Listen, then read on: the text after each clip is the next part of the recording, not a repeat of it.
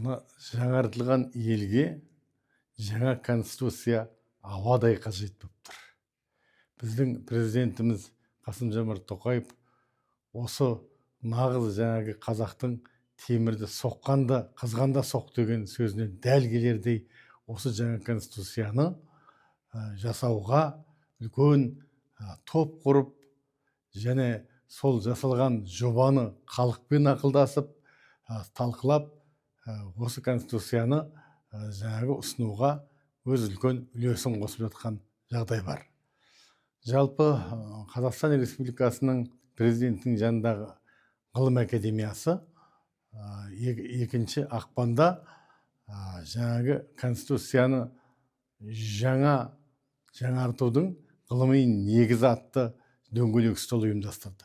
Бұл дөңгелек столда біздің Қазақстан Республикасының парламенті және мәжіліс депутаттары, сонымен қатар Қазақстан Республикасына еңбек сіңген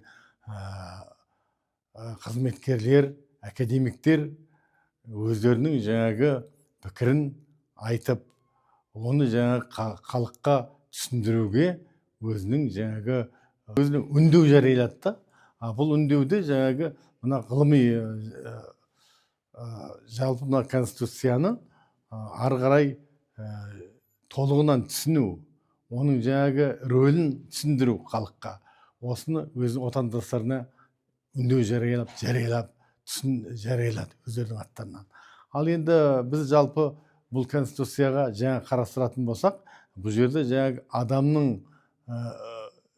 жаңағы рөлі, оның жаңағы біздің адами ресурстардың рөлі, оның жаңағы мемлекеттің өркендетуге және оның тұрақтылығына маңызды рөл екенін бәріміз жақсы түсінеміз.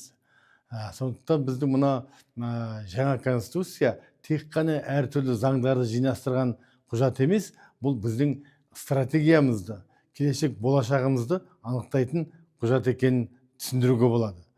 Жалпы біздің Қазақстан сияқты жаңағы табиғи ресурстарға бай елдер өзінің қоршаған ортасын қорғау, оны жаңағы мониторинг жүргізу, байлықтарды пайдалануда жаңа заңдарды тұрақты жаңалап қолдану өте дұрыс деп мен ойлаймын.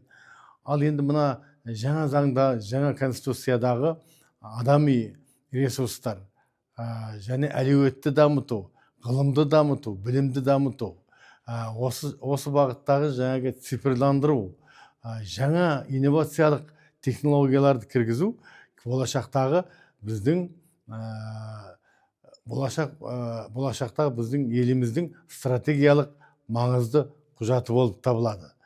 Жалпы бұл жаңа конституция болашақ ұрпағымыз қандай елде тұратынын, қандай өркенде тұратынын анықтап беретін құжат.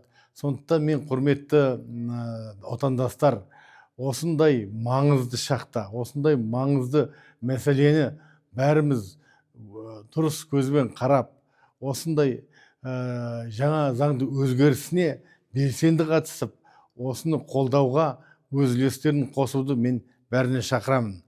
Құрметті отандастарымыз, осы бір маңызды сәтте бәріміз жаңа конституцияны қолдауға, бәрілеріңізді жаңа конституцияны қолдауға шақырамын.